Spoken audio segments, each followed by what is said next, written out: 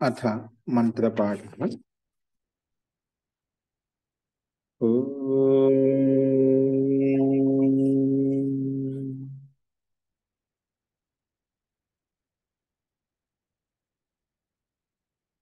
सहनां भवतु सहनौ भुनक्तु सह वीर्यं करवावहै तेजस्विनावधीतमस्तु मा विद्विषावहै।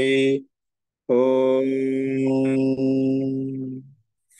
शांति शांति शांति।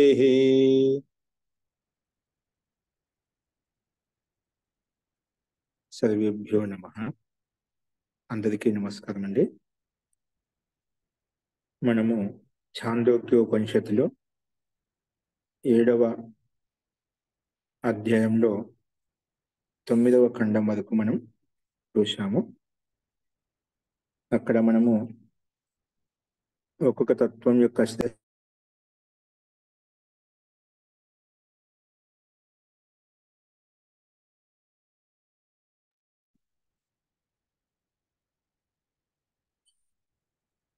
అష్టమ ఖండంలో బలం విజ్ఞానం కంటే కూడా బలము శ్రేష్టమైంది, ముందు ధ్యానం శ్రేష్టం అని చెప్పుకున్నాం। ధ్యానం కంటే కూడా విజ్ఞానం శ్రేష్టం అని చెప్పుకున్నాం। విజ్ఞానం కంటే కూడా బలం ఆవశ్యకం కాబట్టి ఆ విజ్ఞానం పొందాలంటే బలం శ్రేష్టమైంది అని చెప్పినాం। కాబట్టి బలానికి బ్రహ్మగా భావిస్తూ ఉపాసన చేయమని చెప్పుకున్నాము। ఆ బలం కూడా ఎలా వస్తుంది అంటే అన్నం ద్వారా వస్తుంది కాబట్టి అన్నమే బలం కంటే కూడా శ్రేష్టమైంది। కాబట్టి అన్నం వై పరబ్రహ్మ స్వరూపం అంటాం కాబట్టి అన్నాన్ని పరబ్రహ్మగా భావించి ఉపాసన చేయని చెప్పి ఈ రకంగా మనం ప్రస్తావించుకున్నాం। ఇప్పుడు అన్నం కూడా ఎలా ఉత్పన్నమవుతుంది, అన్నం కంటే కూడా శ్రేష్టం ఏదైనా ఉందా అని చెప్పి నారదముని అడిగినప్పుడు దానికి సమాధానంగా ఈ 10వ ఖండంలో ప్రస్తావించబడుతుంది। చూడండి, ఆపో వావ అన్నాద్ భూయః తస్మాత్ యదా సువృష్టిర్భవతి వ్యాధీయంతే ప్రాణాః అన్నం కనీయః భవిష్యతి ఇతి। అథ యదా సువృష్టిర్భవతి ఆనందినః ప్రాణాః భవంతి అన్నం బహు భవిష్యతి ఇతి। ఆపః ఏవ ఇమాః మూర్తాః యా ఇయం పృథివీ యద్ అంతరిక్షం యద్ద్యౌః యత్ పర్వతాః యద్దేవ మనుష్యా యత్ పశవశ్చ వయాంసి చ తృణ వనస్పతయః స్వపద అన్య కీట పతంగ పిపీలికాం ఆప ఏవ ఇమాః మూర్తాః ఆప ఉపాస్వ ఇతి। కాబట్టి స్వపద అన్య కీట పతంగ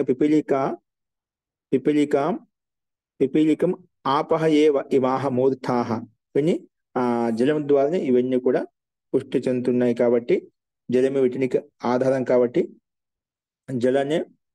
నీటినే బ్రహ్మగా భావించి ఉపాసన చెయ్యి అని చెప్పి ఇక్కడ ఈ మంత్రాంశం ప్రస్తావిస్తుంది। కాబట్టి అన్నం కంటే కూడా అన్నం ఉత్పన్నం ఎలా అవుతుందంటే జల కారణంగా, జల మహాభూత కారణంగానే అన్నం ఉత్పన్నమవుతుంది। కాబట్టి ఎప్పుడైతే యదా సువృష్టిర్భవతి అంటే ఒక మంచి వృష్టి కలిగినప్పుడు వ్యాధీయంతే ప్రాణాః సువృష్టిర్ నా భవతి వ్యాధీయంతే ప్రాణాః అన్నం కనీయో భవిష్యతి అని। అప్పుడు ఎప్పుడైతే వర్షం తక్కువ పడుతుందో, వర్షం సరిగా కురవదో అప్పుడు వ్యాధీయంతే సమస్త ప్రాణులంతా కూడా ఈసారి అన్నం వర్షాలు పడటం లేదు, వర్షాలు లేకపోతే అన్నోత్పత్తి తక్కువగా ఉంటుంది। అది సమస్త ప్రాణులు సమస్త జీవులంతా కూడా ఇవన్నీ కూడా చెట్లు చెట్లే కాకుండా వనస్పతులే కాకుండా సమస్త జీవులు కూడా ప్రాణాలు దుఃఖపడతాయి, బాధపడతాయంట। మనలో ఉండే ప్రాణశక్తి ఏదైతే ఉందో, ప్రాణవాయువు ఏదైతే ఉందో ఇవన్నీ బాధపడతాయి। జీవుల్లో ఉండే చెట్లలో ఉండే జీవులు కూడా ప్రాణజీవులు ఏవైతే ఉన్నాయో అవి దుఃఖిస్తాయంట। వ్యాధీయంతే ప్రాణాః అన్నం కనీయో భవిష్యతి। సరే వర్షం పడలేదు కాబట్టి అన్నం తక్కువగా ఉంటుంది, కాబట్టి అన్నం లేకపోతే బలం ఉండదు, బలం లేకపోతే విజ్ఞానం ఉండదు. విజ్ఞానం లేకపోతే మనం ఏం చేయలేము. అంటే అన్ని క్రియాకలాపాలు అన్ని న్యూనమవుతాయి, తగ్గిపోతాయి. కాబట్టి ఆ రకంగా బాధపడతాయి.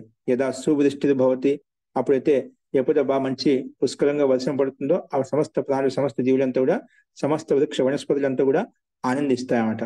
సువృష్టి భవతి ఆనందిన ప్రాణాహ భవంతి. అప్పుడు ఆ ప్రాణులంతా కూడా ఆనందంగా సంతోషపడతాయంట ఎప్పుడైతే మంచి వర్షం పడుతుందో. అందుకే అన్నం బహు భవిష్యత్తు, అంటే అప్పుడు అన్నం పుష్కలంగా చాలా ఉంటుందని చెప్పి సంతోషిస్తాయి. కానీ ఇవన్నీ కూడా ఎలా అన్న కారణంగానే ఉన్నాయన్నమాట. అందుకే భవిష్యత్తు ఇది ఆపహ ఏవ ఇమాహ మూర్తాహ యా ఇయం పృథివీ. ఇవన్నీ కూడా జలం ద్వారానే ఇవన్నీ మూర్త స్వరూపాలు మనకు కనిపిస్తున్నాయి. అంటే మనకి బ్రహ్మాండ కనిపించే వనస్పతులు, జీవులు, ప్రాణి జగత్ అంతా ఏదైతే కనిపిస్తుందో అవి మూర్త స్వరూపాలు. మూర్త రూపంలో కనిపించే ప్రతి పదార్థం కూడా జలమయంతో యుక్తమై ఉన్నదే. అంటే జలంతో ఉత్పన్నమైన జలం ద్వారానే మనకు అవి మూర్త స్వరూపం కనిపిస్తున్నాయి. ఏంటంటే యా ఇయం పృథివీ, యద్ అంతరిక్షం, యద్ ద్యౌ, యద్ పర్వతాః, యద్ దేవ మనుష్యా, యత్ పశవశ్చ వయాంసి చ. పశువులు, పక్షులు, పర్వతాలు, అంతరిక్షం, పృథివీ, ఇవన్నీ ఏవైతే ఉన్నాయో మూర్త స్వరూపాలు మనకి ఏవైతే కనిపిస్తున్నాయో, అలాగే తృణ వనస్పతయ, మొక్కలు, వనస్పతులు, స్వపద, స్వపద అంటే ఆ క్రిములు, కీటకాలు, ఇవన్నీ కూడా ఆపహ ఏవ ఇమాహ మూర్తాహ, అంటే జలము కాదు మూర్త స్వరూపం కనిపిస్తుంది, ప్రతిమా స్వరూపం కనిపిస్తుంది. ఇవన్నీ మనకు బ్రహ్మాండం మీద కనిపించే పదార్థాలు ఏవైతే ఉన్నాయో, ప్రాణజీవులు ఏవైతే ఉన్నాయో, ఇవన్నీ మనం చెప్పుకున్నటువంటి కూడా అవి జల కారణంగానే మనకు మూర్త స్వరూపంలో కనిపిస్తున్నాయి. కాబట్టి మూర్తమే అన్నం కంటే కూడా శ్రేష్టమైన, అన్నం కంటే కూడా జలమే శ్రేష్టమైంది. కాబట్టి ఉపాస్వానికి ఆ జలాన్ని బ్రహ్మగా భావించు. జల కారణంగా ఇవన్నీ మూర్త స్వరూపాలు కనిపిస్తున్నాయి. జలమే లేకపోతే ఈ మూర్త స్వరూపం మనకు అసలు కనిపించదు. కాబట్టి ఈ ప్రాణి జగత్తు కనిపించదు. కాబట్టి ఆ పని బ్రహ్మగా భావించి ఉపాసన చెయ్యి అని చెప్పి ఈ రకంగా ఉపదేశించాడు దేవర్షి సునత్ కుమార్. ఈ రకంగా మునిజికు, నారద మునికు ప్రస్తావించాడు, ఉపదేశించాడు. స యో అపో బ్రహ్మ ఇది ఉపాస్త ఆప్నోతి సర్వాన్ కామాన్ తృప్తిమాన్ భవతి యావత్ అపాం. చూడు, ఎవరికి ఈ రకంగా జలాన్నే బ్రహ్మగా భావించి ఉపాసన చేస్తారో, సాధన చేస్తారో, ఆప్నోతి సర్వాన్ కామాన్, అటువంటి వ్యక్తి సంపూర్ణ కామాన్ని సిద్ధింపజేసుకోగలుగుతాడంట. సంపూర్ణ కామంలో సిద్ధింపజేసుకోగలుగుతాడు. తృప్తిమాన్ పోతే తృప్తి చెందుతాడనమాట. అలాగే ఈ జల మహాభూతం యొక్క తత్వాన్ని తెలుసుకుంటే, సో ఒక జల మహాభూతం మీద ప్రారంభించి నామం నుంచి మనం మంత్రం నుంచి మొదలు పెట్టుకున్నటువంటి ఇంతవరకు ఏవైతే ఉన్నాయో ఇవన్నీ పుష్టి చెందుతాయన్నమాట. ఒక తత్వం తెలుసుకున్నట్టే ఎన్ని పుష్టి చెందుతాయి. ఒక్క తత్వం మీద ఆధారపడి ఎన్ని తత్వాలు పనిచేస్తున్నాయో చూడండి. ఒక తత్వం పనిచేయకపోతే మిగిలిన తత్వాలను కూడా అన్ని అస్తవ్యస్తం అయిపోతాయి. మన శరీరంలో ఒక తత్వం పనిచేయకపోతే మిగిలిన అస్తవ్యస్తం అయిపోతాయి అన్నమాట. కాబట్టి అంత జాగ్రత్త. ఒకటి పనిచేస్తుంటే సంపూర్ణ బ్రహ్మాండం పనిచేస్తుంది, సంపూర్ణమైనటువంటి పిండం పనిచేస్తున్నమాట. అంటే పూర్తిగా అన్ని గతివిధులు పనిచేస్తున్నాయి, పంచభూతాలు పనిచేస్తున్నాయి. పాంచభౌతికం చదవంటాం కదా, ఆ పంచభూతంతో ముడిపడి ఉన్నటువంటి సంబద్ధం యుక్తమైనటువంటి సమస్త భూతాలు కూడా ఈ జీవం యొక్క సంచాలనం, జీవుని గతిశీలంగా చేయడంలో ఇవన్నీ సహాయపడుతున్నాయి అన్నమాట. కానీ దీంట్లో ఏ ఒక్క మహాభూతం విషయంలో మనం నిర్లక్ష్యం చేసినా, ఉపేక్షించినా ఇవన్నీ కూడా అస్తవ్యస్తం అయిపోతాయి. ఒక్కటి అవరుద్ధం చేసినట్లయితే మిగిలిన తంత్రాలు కూడా అవరుద్ధం అయిపోతాయి. అందుకే మనకు పిండంలో విషయంలో మనం గమనించినట్లయితే, మన ఆహార విషయంలో ఇప్పుడు అన్నం గురించి చెప్పుకున్నాం, జలం గురించి చెప్పుకున్నాం, అంతకన్నా ముందు అలా ఒకటి మనసు గురించి చెప్పుకుని, చిత్తం గురించి చెప్పుకుంటూ వస్తున్నాం. దీంట్లో ఏ ఒక్క అంశం, ఏ ఒక్క తత్వం కూడా సరిగ్గా మనం దాన్ని చూడనట్లయితేనా అవన్నీ దాన్ని ఆధారం చేసుకుని ఉన్నటువంటి పదార్థాలు ఏవైతే ఉన్నాయో వాటి యొక్క గతివిధి యొక్క కర్మ అవుతుందో అవన్నీ ఆగిపోతాయి అన్నమాట. అంటే ఇటువంటి విషయాలు ప్రత్యేక క్రియాకలాపాలను మనం ఆచితూచి అడుగుపెట్టినట్టుగా ప్రతిదీ కూడా ఆ రకంగా మనం జాగరూకంగా ఉంటూ మన కర్మాష్టము, మన జీవన విధానాన్ని కొనసాగించాలన్నమాట. అప్పుడు అలా చేసినప్పుడే మనకి ఇవన్నీ కూడా అన్ని రకాలుగా ఈ సంసారంలో ఉంటూ అన్ని రకాలుగా మనం సంతోషంగా, ఆనందంగా అన్ని మనోకామను సిద్ధింపు చేసుకోగలుగుతాం, అన్ని కామాలను పొందగలుగుతాం, తృప్తిగా ఉండగలుగుతాం అంట. అందుకే ఇది మనం జలాన్ని తీసుకున్నట్లయితే, జలాన్ని బ్రహ్మగా భావించినట్లయితే అన్ని కామన్లు నీకు సిద్ధిస్తాయి. సర్వాన్ కామాన్ తృప్తిమాన్ భవతి, అన్ని కామన్లు పొందగలుగుతావు, అలాగే తృప్తివంతుడు అవుతావు, అంటే తృప్తి చెందుతావు, సంతృష్టి నీకు కలుగుతుంది. అందుకే యావద్ అపాం గతం తత్ర అస్య యథా కామాచారో భవతి. కానీ ఈ అపాన్నే జలాన్నే బ్రహ్మగా భావించి ఉపాసన చేసినట్లయితే ఆ జలం యొక్క గతి విధి ఉన్నత స్థానం ఎంతవరకు అయితే ఉందో అంతవరకు యథా కామాచారో భవతి, అంతవరకు నిర్బాధ రూపంగా నిరాటంకంగా నువ్వు అంతవరకు ఉన్నతిని పొందగలుగుతావు, అంటే ఆ తత్వం తెలుసుకోగలుగుతావు. యో అపాం బ్రహ్మ ఇది ఉపాస్తే, బ్రహ్మగా భావించి ఉపాసన చేస్తారు. కాబట్టి అనుకో దాదాపు ఇలా ఆ జలాన్ని మనం బ్రహ్మగా భావించి ఉపాసన చేసినట్లయితే ఆ సమస్త లోకాలను జయించగలుగుతాడు, తృప్తి చెందగలుగుతాడు. అంటే నీకు ఈ బ్రహ్మాండంలో ఉంటూ నీకు ఏ రకమైన తృప్తి సంతోషం కావాలో అవన్నీ నీకు కలుగుతాయి, మనోకామన సిద్ధిస్తుంది. అందుకే ఒక్కొక్క దేవతను మనం తీసుకుని పంచభూతులు ఒక్కొక్క దేవతను తీసుకుని మనం చాలా మంది రకరకాలుగా ఉపాసన చేస్తుంటామట. అలా చేసిన వాళ్ళకి సూర్యోపాసన, చంద్రోపాసన అని చెప్పి రకరకాల ఉపాసన చేసిన పృథివీకి వనస్పతులకు ఇలా మనం చేస్తూ వస్తున్నామట. ఇలా చేయడం వల్ల వాటి యొక్క గతివిధి ఎంత అవుతుందో అంతవరకు తృప్తి చెందుతాం, అంత ఆనందంగా సంతోషంగా ఉండగలుగుతామట. కాబట్టి అది ఒక లిమిట్ ప్రకారంగా అంతవరకు నువ్వు గతిని పొందగలుగుతావు, సంపూర్ణ లోకంలో ఉంటూ నువ్వు మనోకామన సిద్ధింపజేసుకోగలుగుతావు అనమాట. సరే, ఇదంతా చెప్పిన తర్వాత అస్తి భగవో అద్భ్యో భూయ ఇది, అద్భ్యో వావ భూయో అస్తి ఇది. ఇంకా ఏ భగవన్ ఈ జలం కంటే కూడా శ్రేష్టమైనది ఎక్కువ ఉన్నది ఏదైనా ఉందా అంటే అస్తి భూయో అస్తి, దీనికంటే శ్రేష్టమైనది ఉంది. తో అలాంటప్పుడు తత్మే భగవాన్ బ్రవీతు ఇది, ఏ భగవాన్ నాకు ఉపదేశించు, ఈ జలతత్వం కంటే తత్వం కంటే శ్రేష్టమైనది ఏదైతే ఉందో ముందు దాకా అది కూడా ఉపదేశించు అని చెప్పి మళ్ళీ ప్రార్థిస్తాడు నారదుని దేవర్షితోటి. అప్పుడు చూడండి 11వ కణంలో తేజో వావ అద్భ్యో భూయ తద్వా ఏతద్ వాయుం అగృహ్య ఆకాశం అభితపతి తదాహుర్ నిశోచతి తదాహుర్ నిశోచతి నితపతి వర్షిష్యతి వా ఇది తేజ ఏవ తత్పూర్వం దర్శయిత్వా అథాపః సృజతే తద్ ఏతద్ ఊర్ధ్వాభిశ్చ తిరశ్చిభిశ్చ విద్యుత్ అద్భిః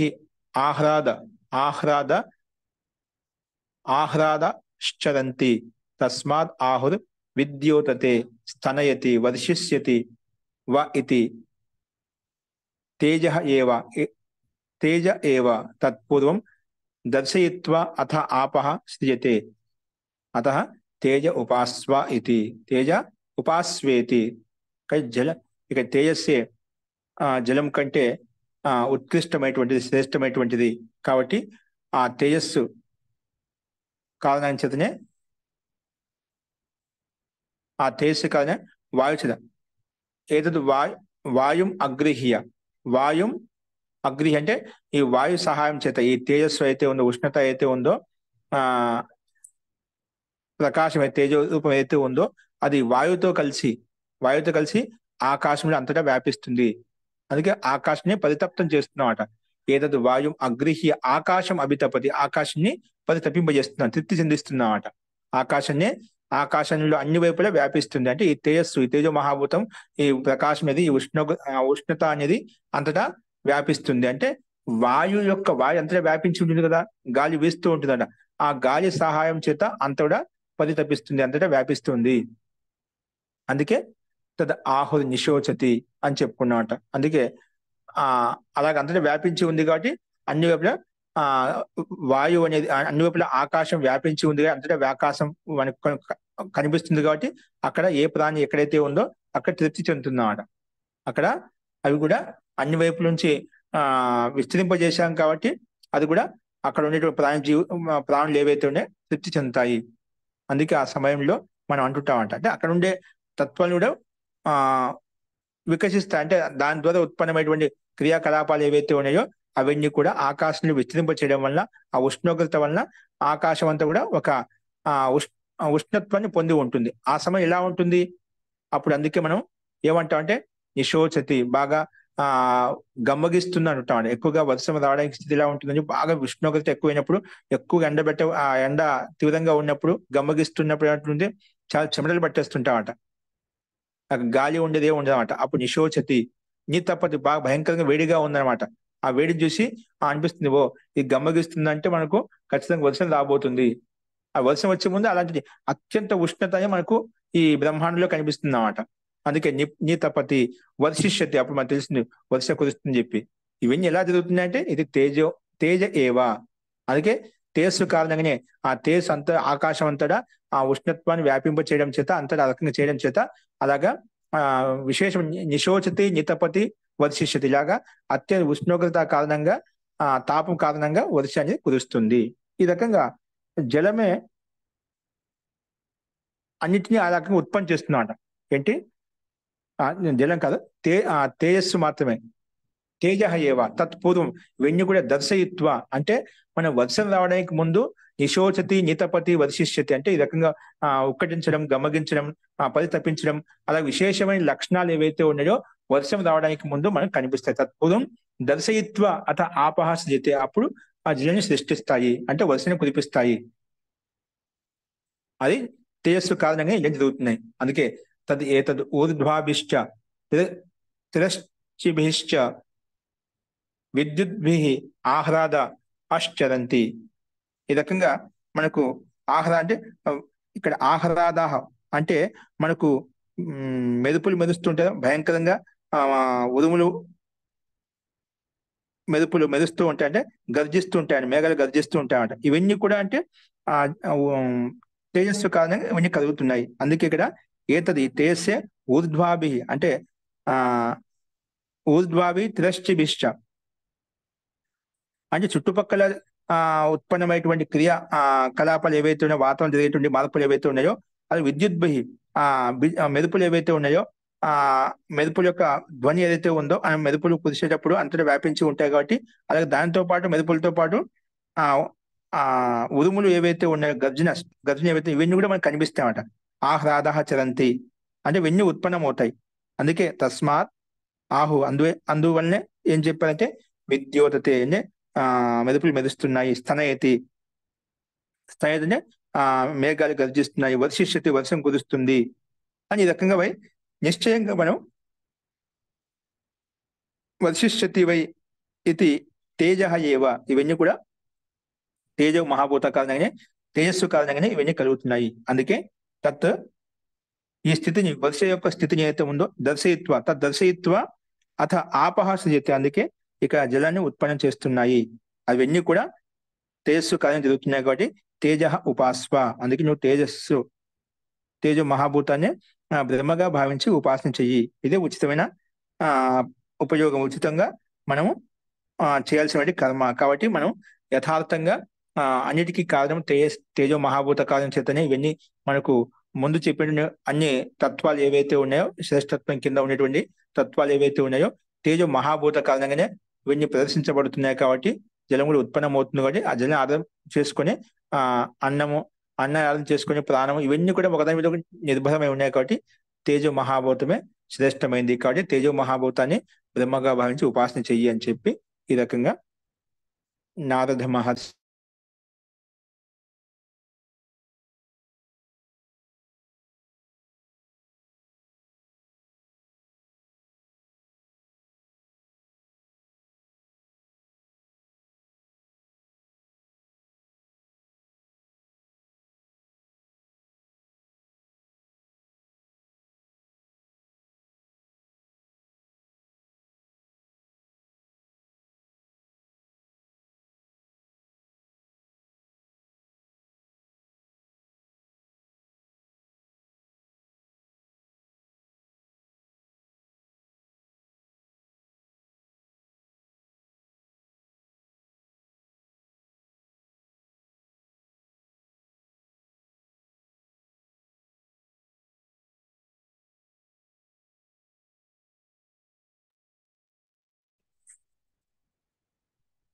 కాబట్టి తేజస్సునే బ్రహ్మగా భావించి ఉపాసన చేయమని చెప్పి చెప్పుకున్నాం ఇక్కడ. యస్ తేజో బ్రహ్మ ఇది ఉపాసతే తేజస్వి వై స తేజస్వతో లోకాన్ భాస్వతో అపహత అపహత తమస్కాహ అపహత తమస్కాన్ అభిసిద్ధ్యతి. అంటే ఇక్కడ ఈ రకంగా తేజో మహాభూతాన్నే బ్రహ్మగా భావించి ఉపాసన చేసినట్లయితే అతను తేజస్వి అవుతాడంట. తేజ సంపన్నుడు అవుతాడు నిశ్చయంగా. సహా తేజస్వత ఆ తేజస్సు సంపన్నం కావడం చేత లోకాన్ భాస్వత లోకాలను కూడా ప్రకాశింపజేసుకుంటాడు, లోకాలను కూడా దేదీప్యమాన్ చేసుకోగలుగుతాడు. అంటే ప్రకాశయుక్తమైన లోకాన్ని పొందగలుగుతాడు. ఎవరు? ఆ వ్యక్తి సాధకుడు ఎవరైతే ఉన్నదో ఈ రకంగా తేజో మహాభూతాన్ని బ్రహ్మగా భావించి ఉపాసన చేస్తుందో సమస్త లోకాల్ని తేజోవంతుడు అవుతాడు. సమస్త లోకాలు ఏవైతే ఉన్నాయో, తేజోవంతమైన ప్రకాశమైన లోకాలు ఏవైతే ఉన్నాయో వాటిని పొందగలుగుతాడు. వాటితో యుక్తుడు అవుతాడు అనమాట. అంటే అటువంటి లోకాన్ని పొందగలుగుతాడు. అపహత తమస్కాన్ అంటే ఇక్కడ లేశ మాత్రం అంధకారం ఉండదు అనమాట. అటువంటి లోకాలను అభిసిద్ధ్యతి పొందగలుగుతాడు. అభిసిద్ధ్యతి అటువంటి లోకాన్ని పొందగలంటే అంధకారం లేనటువంటి లోకాన్ని పొందగలుగుతాడు. యావత్ తేజసః అందుకే తర్వాత యావత్ తేజసః గతం తత్రాస్య యథా కామాచారో భవతి. అందుకే ఎవరైతే ఇటువంటి తేజ మహాభూతాన్ని ఉపాసన చేస్తుందో ఈ తేజస్కి గతి ఎంతైతే ఉంటుందో అంతవరకు నిర్మాణ రూపంగా అంతవరకు ఉన్నత స్థితిని పొందగలుగుతాడు. ఎవరైతే ఈ తేజస్ని బ్రహ్మగా ఉపాసిస్తారో. ఇలా చెప్పిన తర్వాత ఇంకా తేజస్సు కంటే ఏదైనా శ్రేష్టమైనది ఉందా అని ప్రస్తావించినప్పుడు మళ్ళీ దానికి కూడా అస్థితే భగవో తేజస్సు భూయః ఇది అస్తి భగవో తేజస్సు భూయః ఇది తేజస్సో వావ భూయో అస్తి ఇది తత్మే భగవాన్ బ్రవీతు ఇది. కాబట్టి ఒకవేళ ఆ తేజో మహాభూత కంటే శ్రేష్టమైన తత్వం ఉన్నట్లయితే కృపయ అది కూడా నాకు ఉపదేశించు అని చెప్పి ఆ తేజస్ కంటే కూడా అధికమైనది ఏంటి అని అడిగినప్పుడు ప్రశ్నించినప్పుడు దానికి సమాధానంగా దీనికంటే తేజస్సు కంటే శ్రేష్టమైనది ఆకాశం ఉంది. ఆకాశాన్ని బ్రహ్మగా ఉపాసించు అని చెప్పి అది మనకు 11వ ఖండంలో ప్రస్తావించబడుతుంది. చూడండి 12వ ఖండంలో. కాబట్టి ఇక్కడ మనకు తేజస్సు వల్ల కలిగే ఉపలబ్ధి ఏంటిది? సమస్త లోకాన్ని పొందగలుగుతాడు. అంటే ప్రకాశవంత లోకాన్ని పొందగలుగుతాడు. అక్కడ లేశమంతా అంధకారం ఉండదు అని చెప్పి చెప్పుకున్నాం కదా. ఈ తేజస్సు కంటే కూడా శ్రేష్టమైన ఇంకేంటి అని అడిగినప్పుడు దానికి సమాధానంగా చూడండి 12వ ఖండంలో ఆకాశో వావ తేజస్సు భూయః తేషు భూయాన్ ఆకాశే వై సూర్య చంద్రమసౌ ఉభౌ విద్యుత్ నక్షత్రాన్ని అగ్ని ఆకాశే ఆకర్షణ అగ్ని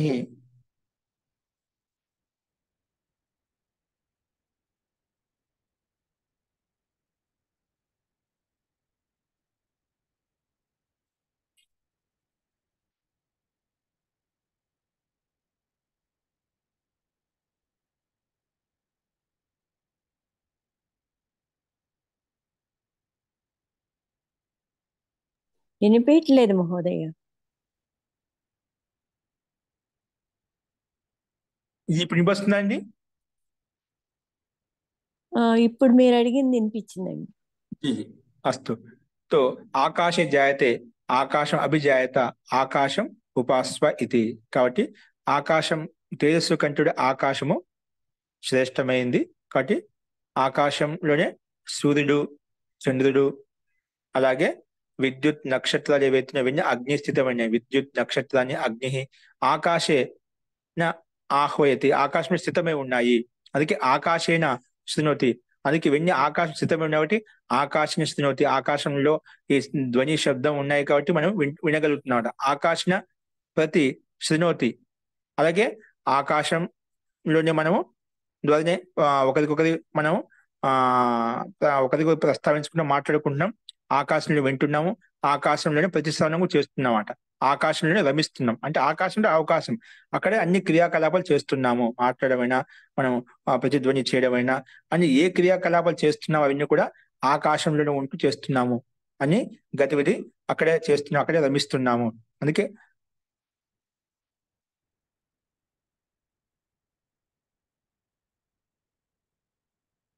కాబట్టి ఇవన్నీ కూడా ఆకాశంలో రమింపబడుతున్నాయి. ఆకాశే నా రమత ఒకేలా అక్కడ మనకు ఆకాశం ఉత్పన్నం అవుతుందని చెప్పినాం. ఆకాశం వైపు మనం వృద్ధి చెందుతున్నాము. కాబట్టి అన్నిట్లో ఆకాశం అవకాశంగా ఉందన్నమాట. అంటే ఆకాశమే అంతటా వ్యాపించండి. మనం ఏ క్రియాకలాపాలు చేస్తున్నాం బ్రహ్మాండంలో ఉంటూ చేస్తున్నామట. మనకి ఈ బ్రహ్మాండం యొక్క ఆకాశతత్వం లేకపోతే మనం ఇప్పుడు పైన చెప్పినటువంటి నామ నుంచి మొదలుకొని ఇంతవరకు ఏవైతే చెప్పుకున్నామో ఇవన్నీ కూడా తేజస్సు వరకు ఏవైతే ఉన్నాయో ఆకాశం లేకపోతే ఆకాశ మహాభూతం లేకపోతే ఇవన్నీ కూడా ఏమి ఉండవు అనమాట. కాబట్టి ఆకాశం అత్యంత శ్రేష్టమైనది కాబట్టి ఆకాశాన్ని బ్రహ్మగా భావించు అని చెప్పి ఇక్కడ ఈ రకం ప్రస్తావించబడింది. అంటే ఆకాశంలో సూర్యుడు చంద్రుడు వెండి ఉన్నాయి. ఆకాశం విద్యుత్ నక్షత్రాలు, అగ్ని ఉన్నాయి. ఆకాశాన్ని మనం మాట్లాడగలుగుతున్నాము, ఆకాశంలోనే వింటున్నాము, ఆకాశంలోనే మనం అన్నిటికీ సమానం చెప్పగలుగుతున్నామట. అని ఆకాశం రమిస్తున్నాము.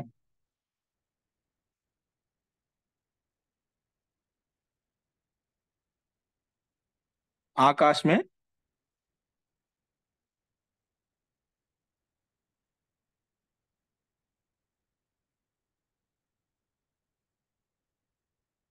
కాబట్టి మొత్తానికి ఆకాశంలో మన క్రియాకలాపాలు అక్కడే ఉత్పన్నం కావడం అన్ని చేసే మన ప్రత్యేక ప్రాణి జగత్తంతా కూడా ఆకాశం జరుగుతున్నాయి. కాబట్టి ఆకాశం అత్యంత శ్రేష్టమైంది. అందుకే ఆకాశం వైపే మనము ఆ మొక్కలు ఏవైతే ఉన్నాయో ఆకాశం వైపు వృద్ధి చెందుతున్నాయి. ఆకాశం వైపే వృద్ధి చెందుతున్నాయి అంటే సమస్త ప్రాణులు కూడా ఆకాశం వైపు వృద్ధి ముందుకెళ్తున్నారు. కాబట్టి ఆకాశమే శ్రేష్టమైంది. కాబట్టి ఆకాశం బ్రహ్మగా భావించి ఉపాసన చెయ్యని చెప్పి ఈ రకంగా ప్రస్తావించబడింది. आकाशे ही सुनते ही, आकाशे ही प्रतिश्रवण करते हैं, आकाश में ही रमन करते हैं, आकाश में ही रमन नहीं करते, आकाश में ही उत्पन्न होते, आकाश में ही रमन करते हैं, आकाश में ही रमन नहीं करते. ఇక్కడ ఒక నా అనే శబ్దం ఎందుకు వచ్చి చూస్తున్నాను. ఆకాశ రమతే, ఆకాశ నా రమతే. ఆకాశం రమించకుండా ఉన్నటువంటి వాళ్ళు అంటే ఉన్నత ప్రాణి మనం తీసుకోవాలి, శ్రేష్టమైన ప్రాణి తీసుకోవాలి. శ్రేష్టమైన ప్రాణి అంటే ముక్తాత్ములు, ఆకాశంలో ఉంటూ వాళ్ళు పృథక్ వేరుగా ఉంటారు అనమాట. అంటే ఆకాశంలో మనం ఎక్కడ ఉన్నా అంత ఆకాశంలో ఉన్నాము. ఆకాశ్ మే హి రమన్ నహి కర్తే, నహి కర్తే.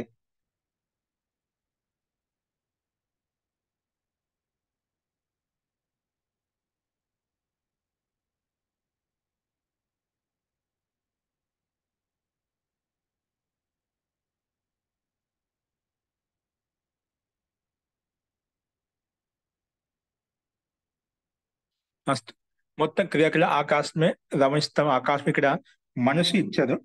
ఇక్కడ ఆకాశే జాయితే, ఆకాశంలో ఉత్పన్నమవుతుంది. అంతకంటే ముందు ఆకాశే రమతే, ఆకాశంలో అన్ని క్రియాకలాపాలు చేస్తున్నాం అని ఆ ఆకాశే రమతే, ఆకాశంలో లీనమవుతున్నాం. ఆకాశే నహి రమతే అంటే ఆకాశం నా రమతే అంటే మనసు ఆకాశంలో లీనం కావడం లేదు. అంటే కొంచెం లీనం అవుతున్నా, కొంచెం లీనం కావడం లేదు.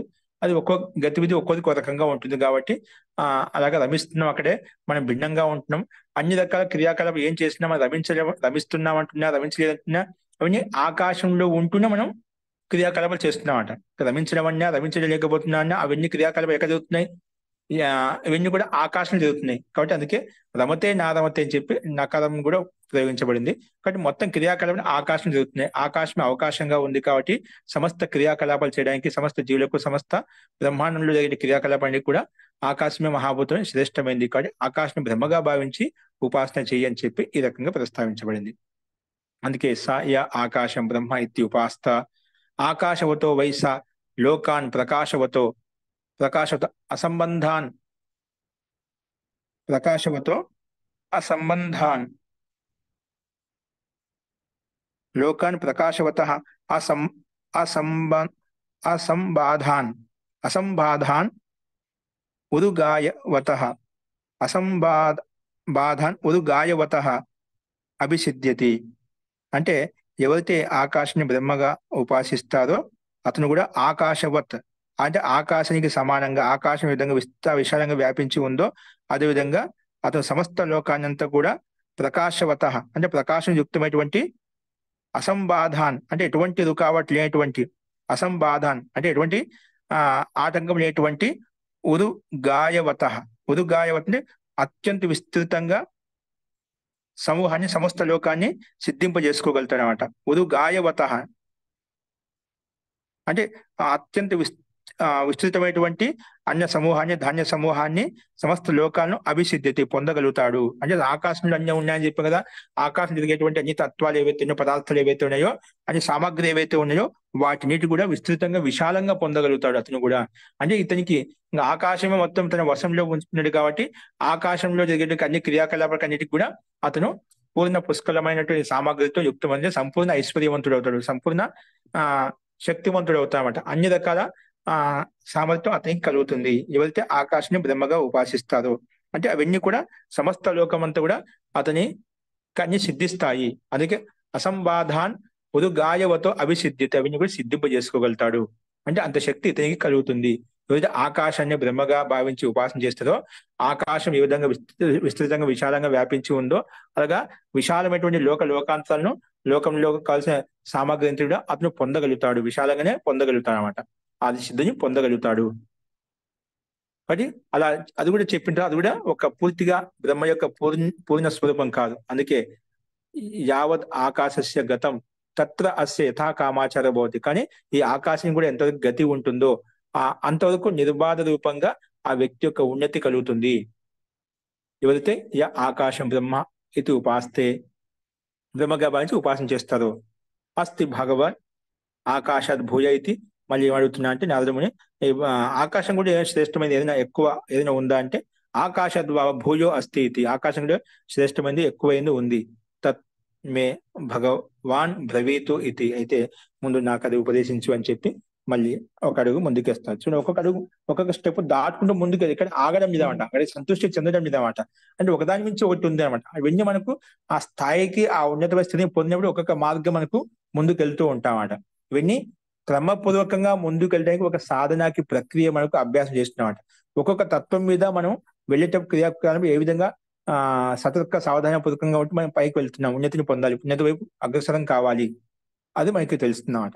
అంటే ఆకాశంలో మనకు అన్ని గతివిధి ఉన్నాయి కాబట్టి దాన్ని బ్రహ్మ గావించి ఉపాసన చేసినట్లయితే ఈ రకంగా నీకు ఉపలబ్ధి కలుగుతుంది. చూడు, ప్రత్యేక క్రియ కర్మ చేసిన తర్వాత కూడా దానికి ఉపలబ్ధి చూపిస్తున్నామట. ఇప్పుడు ప్రతి ఒక్క రాధములు నామానికి జపం చేశాం, ఆ జపం చేస్తే దానికి ఒక గతి ఎంతైతే అంత నీకు ఉపలబ్ధి కలుగుతుంది. కానీ అది పూర్ణ స్వరూపం కాదు. అంతవరకు నీకు మానసిక శాంతి కలుగుతుంది, కొంచెం అంశక రూపంలో నీకు కొంచెం ఉపలబ్ధి కలుగుతుందన్నమాట. ఇప్పుడు అంతా మనం నామ జపంలో ఉన్నాం. ఇప్పుడు దాని తర్వాత ఉండే క్రియాకలాపం ఇవన్నీ ఎన్ని చెప్తున్నాం చూడండి. ఇప్పుడు చాలా మంది దేశం మొత్తం మీద మనం జపానుష్ఠానాలు చేస్తూ ఉన్నాం. అవి ఏం చేస్తున్నాం, మంత్ర జపానుష్ఠానం చేస్తున్నాం అంట. అర్థపూర్వకంగా మానవపూర్వకంగా ఇవన్నీ క్రియాకలాపాలు పూర్తిగా దాన్ని లోతుగా మనం చేయడం లేదన్నమాట. కానీ దాని ఉపలబ్ధి దానికి కలుగుతుంది. అంటే మనం ఎంత దాటుకుంటూ ముందుకు వెళ్తామో అంతే ఉపలబ్ధి కలుగుతుంది. చూడు, ఇది ఇవన్నీ బ్రహ్మ యొక్క అంశాలే, బ్రహ్మను పొందడానికి కావాల్సినటువంటి మార్గాలే. కానీ మార్గంలో పరమాత్మ యొక్క పూర్ణ స్వరూపం కాదు. ఇప్పుడు బ్రహ్మాండంలో ఈ మొత్తం బ్రహ్మాండ పరమాత్మక స్వరూపం చెప్పుకున్నాం, పరమాత్మక ప్రతిమ అని చెప్పుకున్నాం. ఆ ప్రతిమాల్లో మనం ఏదో ఒక తత్వాన్ని తీసుకొని మనం ఉపాసన చేసినట్లయితే అది ఆ బ్రహ్మ యొక్క పూర్ణ స్వరూపం కాదు, ఈ పిండం యొక్క పూర్ణ స్వరూపం కాదు. ఒక అవయవం, ఒక భాగం మాత్రం నువ్వు ఉపాసిస్తున్నావు. ఆ ఒక భాగం వల్ల కలిగేటువంటి ఉపలబ్ధి ఎంతైతే ఉందో అంతే కలుగుతుంది నీకు. ఇక్కడ కూడా అదేవిధంగా ఆకాశం యొక్క గతి ఎంతైతే ఉంటుందో అంతవరకు నీకు ఆ గతి ఉంటుంది. దీనికంటే శ్రేష్టం ఏదైనా ఉందని మళ్ళీ అడిగినప్పుడు దానికి మళ్ళీ సమానం చెప్తున్నారు. చూడండి, 13వ ఖండంలో స్మృతి ఆకాశం కంటే కూడా శ్రేష్టమైనది. స్మృతి ఆకాశం శ్రేష్టమైనట. చూడండి, ఆకాశం ఉంది, అవకాశం తర్వాత మనకు అన్నం ఉంది, తేజస్సు ఉంది, వాయువు ఉంది, ఇవన్నీ ఉన్నాయి, అన్ని ఉన్నాయి, జలం ఉంది, ఇవన్నీ ఉన్నాయి. ఉన్నప్పటికి కూడా మన దగ్గర స్మృతి శక్తి లేకపోతే ఇక్కడ మనం ఉంటున్నాం, ఆకాశంలో అన్ని భోగాలు చేస్తున్నాం. కానీ మనకు ఆ స్మృతి శక్తి లేకపోతే ఏమవుతుంది, అసలు ఏమి ఉండదు అన్నమాట. మనకు ఏం చేసాం, ఏం క్రియాకలాపం చేసాం, మనకి జ్ఞానం లేకపోతే, ఆ స్మృతి లేకపోతే ఇప్పుడు ఏం చేసాం, గంట కింద ఏం చేసాం, క్రియాకలాపాలు ఏం జరుగుతున్నాయని మనకు స్మృతి అనేది లేకపోతే, అన్నీ ఉన్నాయి, ఆ స్మృతి శక్తి పనిచేయకపోతేనా మిగతావి అన్ని వ్యర్థమైపోతాయి, ఏమి ఉండదు అనమాట. అందుకే ఋషి ఏం చెప్పా అంటే ఆకాశం కంటే ఏదైనా శ్రేష్టమైనది అంటే స్మృతి అని చెప్పారు. అందుకే స్మరో వావ ఆకాశాద్ భూయ తస్మాత్ యద్యపి బహవః ఆశీరన్ న స్మరంతో నైవ తే కాంచన శృణుయుర్ న మన్వీరన్ న విజానీరన్ యదా వావ తే స్మరేయుః అథ శృణుయుః అథ మన్వీరన్ అథ విజానీరన్ స్మరేణ విజానీరన్, అలాగే స్మరేన్ వై పుత్రాన్ విజానాతి స్మరేణ పశున్ స్మర పశున్.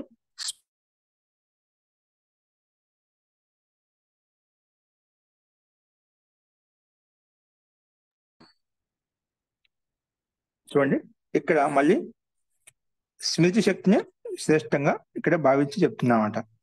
అంటే స్మృతి అంటే మనకు స్మరించడానికి, గుర్తు పెట్టుకోవడానికి అయితే మనకు తత్వం లోపల మనం పనిచేస్తుందో స్మృతి శక్తి అయితే ఉందో అది ఆకాశం కంటే శ్రేష్టమైంది. ఆకాశం కంటే శ్రేష్టమైంది. ఆకాశంలోనే మనకు శబ్దం ఉంది, ఆకాశంలో మనం అన్ని గతిగా చేస్తున్నాం. ఇవన్నీ కూడా ఆ స్మృతిలో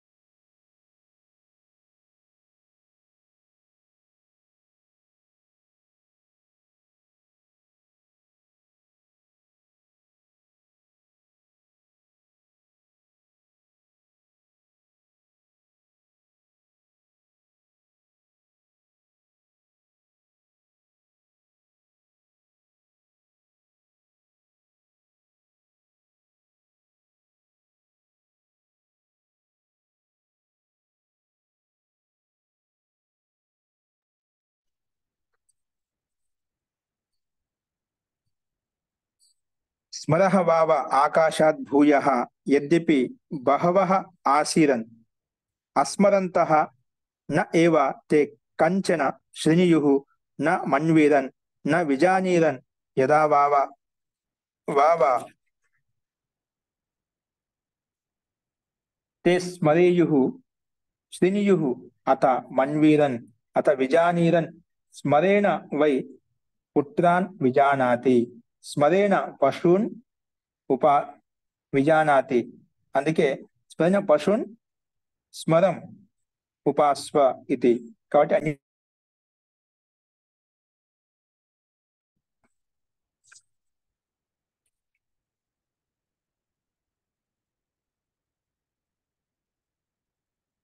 స్మృతి శక్తిలోనే ఇవన్నీ కూడా మనకు స్థిరంగా ఉన్నాయి. కాబట్టి అనేక వ్యక్తులు కూడా మనకు స్మృతి ద్వారానే మనకు స్మృతి శక్తి ద్వారానే కూడా ఒకరికొకరి పరస్పరం మనము ఆ ప్రత్యేక వ్యక్తి చేసే క్రియాకలాపాలు మనం గుర్తుంచుకుంటున్నాం. కాబట్టి అంటే మొత్తానికి మన సంసారంలో చేసే క్రియాకలాపాలు స్మృతి ద్వారానే మనకు ఎవరు ఏం చేసినా కూడా అవి తెలుసుకోగలుగుతున్నాం, అంటే వినగలుగుతున్నాము, అర్థం చేసుకోగలుగుతున్నాం.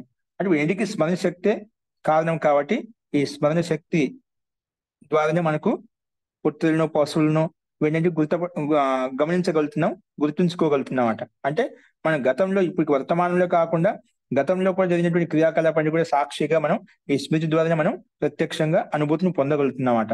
కాబట్టి హే నారదముని, స్మృతి శక్తిని నువ్వు బ్రహ్మగా భావించి, బ్రహ్మ యొక్క అంశంగా భావించి, బ్రహ్మ యొక్క స్వరూపంగా భావించి ఉపాసన చెయ్యి అని చెప్పి ఈ రకంగా ఈ మంత్రాంశం చెప్తుంది మనకు. అలాగే సా యః స్మరం బ్రహ్మ ఇది ఉపాస్తే. అందుకే ఎవరైతే యః స్మరం అంటే స్మృతిని బ్రహ్మగా భావించి ఉపాసన చేస్తారో స్మరస్య గతం తత్రస్య యథా కామాచారో భవతి యః స్మరం బ్రహ్మ ఇది ఉపాస్తే. అస్తి వా భగవన్ స్మరాద్ భూయః ఇది స్మరాద్ వావ భూయో అస్తి ఇది తత్మే భగవాన్ బ్రవీతు ఇది. మళ్ళీ ఇక్కడ ఎవరైతే ఈ రకంగా స్మృతిని బ్రహ్మగా భావించి ఉపాసన చేస్తారో అతనికి యథాకామాచారం, అతని యొక్క స్మృతి యొక్క గతి విధి గతి ఉన్నతి స్థితి ఎంతవరకు అయితే ఉందో అంతవరకు నీకు ఉన్నతి కలుగుతుంది.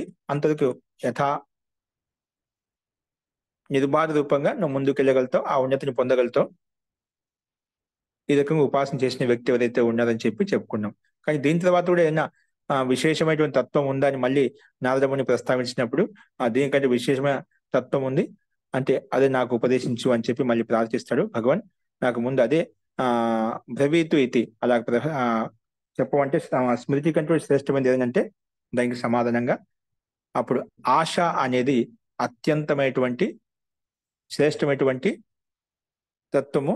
నువ్వు ఆశను బ్రహ్మగా భావించి ఉపాసన చెయ్యి.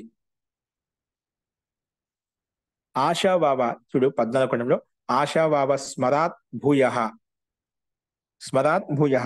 ఆశ అనేది అంటే మనకు ఆశ అంటే కోరిక, కామన. అంటే కామన అంటే ఇక్కడ ఏంటి, మనకి ఏదైనా చేయాలని ఒక ఆలోచన. అంటే మనకి ఏదైనా ఆశ ఉందనుకుంటే మనకి గతి ఉంటుందా? ఆశ లేకపోతే, ఇష్టమే లేకపోతే, కోరిక లేకపోతే ఏం చేయలేము అనమాట.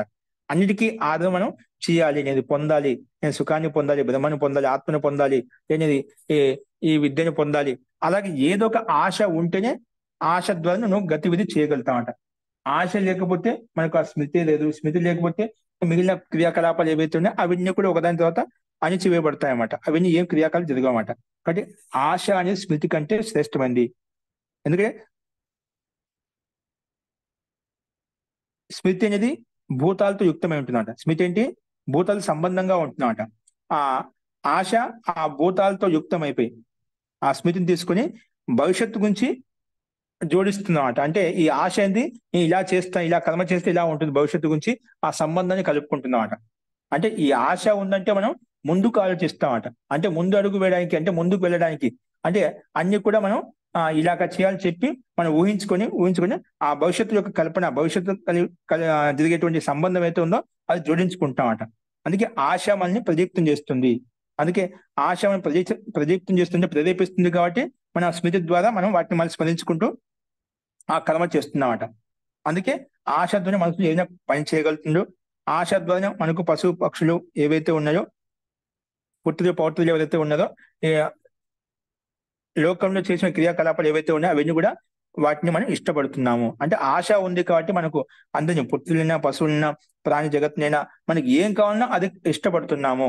అందుకే హే నారదముని, ఆశ అనేది అత్యంత శ్రేష్టమైంది. మనకు ఆశ లేకపోతే, మనకు కామన లేకపోతే మనం ఏం చేయలేము. అందుకే మోక్షం పొందాలన్నా ఆ మోక్షం పొందాలని కామన కావాలి, మోక్షం పొందాలి ఆశ కావాలి. ఆశ అనేది ఇక్కడ కోరిక అనేది కామనతో దోషయుక్తం, విద్యాయుక్తమైన కామన, విద్యాయుక్తమైన కోరిక కామన అంట. ఇప్పుడు అవిద్యాయుక్తంగా కామన కోరిక, సాంసారికంలో ఉండే విషయాల పట్ల కామన ఉంటుంది. అలాంటి కామన కాదు, నిస్వార్థ కామన. నిస్వార్థ కామన అంటే కేవలం పరమాత్మ యొక్క తత్వాన్ని పొందాలి, నాకు మిగతా ఏం వద్దు, పరమాత్మ యొక్క ఆనందమే నాకు ఆనందం, మిగతా సాంసారిక సుఖాలు ఏవైతే ఉన్నాయో భోగ భోగ అపవర్గార్థం దృశ్య జగత్తులో ఉన్నటువంటి భోగాలను పొందేటువంటి కామన నాకు అవసరం లేదు. వీళ్ళు పరమాత్మ యొక్క కామన, పరమాత్మను పొందాలనే కోరిక మాత్రం నాకు కావాలి. కాబట్టి హే నారదముని, ఆశ అనేది నీకు అత్యంత బలమైంది. కాబట్టి ఆశనే బలముగా భావించి ఉపాసన చెయ్యి అని చెప్పి ఈ రకంగా ప్రస్తావిస్తారనమాట. అందుకే ఆశ భవిష్యత్తు యొక్క సంబంధాన్ని జోడిస్తుంది. కాబట్టి అందుకే ఆశ వావ స్మరాత్ భూయసి ఆశ ఇద్ధ వై స్మర మంత్రాన్ అధీతే కర్మాని కురితే పుత్రాంచ పశూంచ ఇచ్చతే. పుత్రులను పశువులను కూడా మనం ఇష్టపడుతున్నాం, అంటే కర్మలు చేస్తున్నాం, ఇవన్నీ అధ్యయనం చేస్తున్నాం, ఇవన్నీ ఏం చేస్తున్నాం? ఆశ ఉంది, మనం చదువుకుంటున్నాం అంటే మనకు ఆశ ఉందిగా చదువుకుంటున్నాం. ఇవన్నీ ఆశ లేకపోతే మిగిలిన క్రియాకలాపాలు కూడా ఏమీ లేవు. కాబట్టి ఇమంచ లోకంచ అమంచ ఇచ్చతే. ఈ లోకాన్ని ఆ లోకాన్ని అన్ని రకరకాల మనకి ఇది ఇష్టపడుతున్నా, ఆ లోకాన్ని ఇష్టపడుతున్నా, ఆ దేశాన్ని ఆ నగరాన్ని రకరకాల వస్తువు ప్రదేశాలను స్థానాలను అన్ని ఇష్టపడుతున్నాం అంటే ఆశ మనలో బలంగా ఉంది. కాబట్టి అందుకే ఆశాం ఉపాస్వ, అందుకే ఆశ అనేది అత్యంత శ్రేష్టమైంది. కాబట్టి నువ్వు ఆశనే ఉపాసనగా భావించి బ్రహ్మ యొక్క తత్వంగా భావించి ఉపాసన చెయ్యని చెప్పి ఈ మంత్రాంశంలో చెప్పబడింది అన్నమాట. కాబట్టి తర్వాత ఏమని చెప్పి అంటే స య ఆశం బ్రహ్మ ఇది ఉపాస్థ, ఆశ బ్రహ్మ ఇది ఉపాస్థ ఆశాం స య ఆశాం బ్రహ్మ ఇది ఉపాస్థ ఆశాయ అస్య సర్వే కామాః సమృద్ధ్యంతి. ఆశయ ఇది ఈ ఆశ కారణంగానే, ఎవరైతే ఆశనే కామనాన్ని బ్రహ్మగా భావించి ఉపాసన చేస్తుందో ఆశయ అస్య సర్వే కామాః సమృద్ధ్యంతి. ఆ ఆశ అంటే ఆశ అంటే కదా, ఆశ కారణంగానే ఇలా ఆశ ఉంది, కోరిక ఉంది. కాబట్టి నువ్వు సర్వే కామాః సమృద్ధ్యంతి, సంపూర్ణ కామనలను నువ్వు సంపన్నం చేసుకోగలుగుతావు. సంపూర్ణ అభిలాషలు ఏవైతే ఉన్నాయో అవన్నీ, మనోకామనలు ఏవైతే ఉన్నాయో అవన్నీ సిద్ధింపజేసుకోగలుగుతావు. సంపూర్ణంగా పూర్ణ మనోకామన సిద్ధిస్తుంది. అమోఘాః అస్య ఆశిషో భవంతి. అలాగే అమోఘాః అస్య ఆశిషః భవంతి. అలాగే అమోఘ అంటే ఖండించబడినటువంటి, అంటే సఫలత, అంటే దాంట్లో ఎటువంటి ఆటంకం లేకుండా సఫలత అతనికి కలుగుతుంది. అంటే ఆశ ఉన్నటువంటి వ్యక్తికి అన్ని కామాలను సిద్ధిస్తాయి. ఏది అనుకుంటే అది సిద్ధిస్తుంది, అన్ని కూడా యథార్థంగా జరిగిపోతాయి. అంటే అమోఘాః అంటే అమోఘంగా ఉంటుందన్నమాట. సఫలత అనేది లేశమాత్రం కూడా న్యూనత్వం అనేది ఉండదు. అవశ్యంగా అన్ని రకాల ఆశీర్వదనం ఆశీస్సులు అతనికి అందుతాయి. అంటే సకల మనోకామన సిద్ధిస్తుంది అని చెప్పి, అందుకే సమృద్ధ్యంతి అమోఘాః అస్య ఆశిషో భవంతి. అందుకే సంపూర్ణంగా ఆశీస్సులు అతనికి కలుగుతాయి, అంటే సంపూర్ణంగా వృద్ధి చెందగలుగుతాడు, వృద్ధిని పొందగలుగుతాడు. ఇవన్నీ కూడా అన్ని కామలు సిద్ధించగలుగుతాయి అని చెప్పి ఇక్కడ చెప్పబడింది. అందుకే కానీ ఇలా చేసినప్పుడు కూడా యావద్ ఆశయ గతం తత్ర అస్య యథా కామాచారో భవతి య ఆశం బ్రహ్మ ఇది ఉపాస్తే. సరే, ఏది చేసినప్పటికీ కూడా ఆశ ద్వారా నువ్వు ఉపాసన చేసినట్లయితే ఆశకి సంబంధించి గతి ఎంతవరకు అయితే ఉందో, ఎంతవరకు ఉన్నతి ఉందో అంతవరకు మాత్రమేను యథా కామాచారో స్వేచ్ఛాచారంగా నిర్భార రూపంగా అంతవరకు స్థితిని పొందగలుగుతాం ఎవరైతే బ్రహ్మగా భావించి ఉపాసన చేస్తారో. అలా చెప్పిన తర్వాత మళ్ళీ అస్తి భగవో ఆశయ ఆశాయాహ భూయ, ఆశ కంటే భూయమైనది శ్రేష్టమైన ఏదైనా ఉందా అంటే ఆశయాహ వావ భూయో అస్తి ఇది తన్మే భగవాన్ బ్రవీతి ఇది. ఆశ కంటే శ్రేష్టమైనది ఇంకా ఎక్కువైంది ఏదైనా ఉందా అంటే అది ఏదైనా ఉంటే ఉపాసించు అని చెప్పి మళ్ళీ ప్రస్తావిస్తాడు. ఆశ కంటే కూడా శ్రేష్టమైనది ప్రాణము. ప్రాణమే లేకపోతే మిగతావన్నీ కూడా వేస్టే. మనలో ప్రాణం ఉంది, ప్రాణవాయువు నడుస్తుంది, శ్వాస ప్రశ్వాస గతి నడుస్తుంది, ప్రాణం అన్నిటికీ ఆధారము. కాబట్టి వీటన్నిటి కూడా ఆశ కంటే కూడా ఆశ కావాలి అంటే మనలో ప్రాణం ఉండాలి. మనలో ఆ ప్రాణం ఉంటే ఇవన్నీ ఆశ ఉంటుంది, మనకు అన్ని గతివిధి ఉంటే అన్ని ఏమని చేసుకోగలుగుతాం. ఈ ప్రాణం లేకపోతే ఏమి ఉండవు. కాబట్టి ప్రాణం శ్రేష్టమని చెప్పి అది 15వ ఖండంలో ప్రస్తావిస్తారు. అదేంటో మనం చూద్దాం.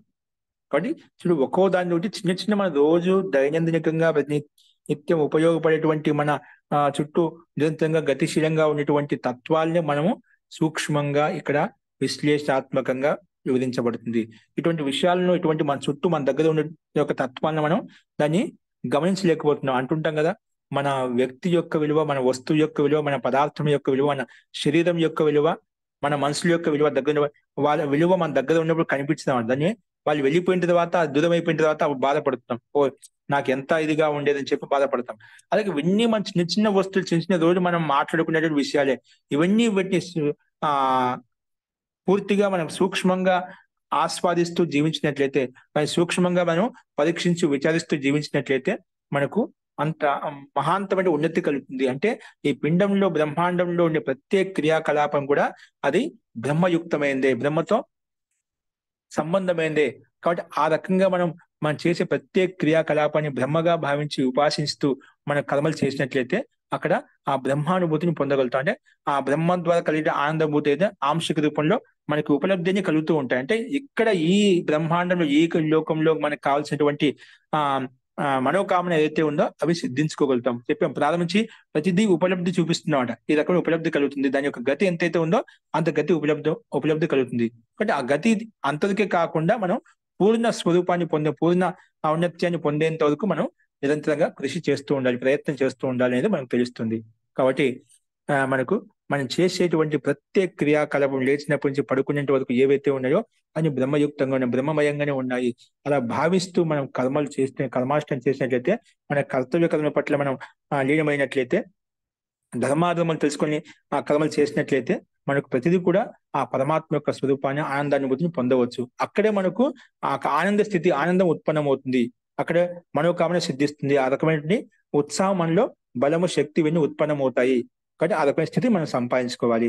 కాబట్టి ప్రత్యేక క్రియాకలాపాన్ని మనం ఈ ఇంతవరకు చెప్పినట్టు అంశాలను గమనించినట్లయితే మన చుట్టూ ఇవన్నీ మనం మనసు గురించి చెప్పుకున్నాం, పృథ్వీ గురించి చెప్పుకుంటున్నాం, వాయువు గురించి చెప్పుకున్నాం, ఆకాశం గురించి చెప్పుకుంటున్నాం. ఇవన్నీ తెలియని తత్వాలు ఏమైనా ఉన్నాయా? ప్రతిరోజు మనం వీటిలో ఓతప్రోతమై ఉన్నాం, వీటిలో జీవిస్తున్నాం, వీటిలోనే అన్ని చేస్తున్నాం. వీటిలో ఏ తత్వం లేకుండా మనం జీవనం ఒక్క రోజు సాగడం లేదు. నేను ఈ తత్వం లేకుండా ఈ రోజు జీవించగలిగాని చెప్పనీకి లేదన్నమాట. అన్ని ఇందులో ఉండే తత్వాన్ని ఆర్థం చేసుకుని ప్రతి నిత్యము అడుగడుగున శ్వాస తీసుకుని అడుగున క్రియాకలాపం చేస్తున్నాం. బట్ ఇవన్నీ బ్రహ్మయుక్తంగా ఉన్నాయి. ప్రతి క్రియాకలాపాన్ని మనం బ్రహ్మగా భావించి చేసినట్లయితే, బ్రహ్మమయంగా చూసినట్లయితే, మనం లేచిన ఇప్పటి నుంచి పడుకునేంత ఒక ప్రత్యేక క్రియాకలాపాన్ని సూక్ష్మంగా ఆ రకంగా గమనించినట్లయితే నీకు ఆ బ్రహ్మానుభూతిని నువ్వు అదే క్షణంలో, అదే సమయంలో పొందగలుగుతావు. ఆ రకంగా జీవించేటువంటి తత్వాన్ని, జీవించేటువంటి నడవడికను మనం అలవాటు చేసుకోవాలి. ఆ రకంగా ప్రయత్నం చేసినట్లయితే మనకు ప్రతి నిత్యం కూడా ఆనందభూతుల్లో సమాధి స్థితిలో ఉంది. సమాధి అంటే ఆ పరమాత్మ యొక్క ఆనందానుభూతిలో మనం జీవనం వ్యతీతం చేయొచ్చు అనమాట. ఆ రకమైన స్థితి మనకి ఇక్కడ స్పష్టంగా దేవత ద్వారా చెప్పేటువంటి ఉపదేశం నారదునికి ఏదైతే ఉందో దాని ద్వారా మనకు తెలుస్తుంది. కాబట్టి ఆ రకమైన క్రియాకలాపాలు మనం ఏం చేసినా ఆ రకంగా ధ్యానమగ్నంగా ఉంటూ మనం కర్మలు చేయాలనేది మనకు తెలుస్తుంది. వస్తు ఆ రకమైన ప్రయత్నం చేయాలి. అలా విచారిస్తూ ఉంటే మనకు ఆలోచన విధానం పెరుగుతూ ఉంటుంది. ఫస్ట్ నెక్స్ట్ అంశం ఏదైతే ఉందో మనం తర్వాత చూద్దామండి. శాంతి పాఠ.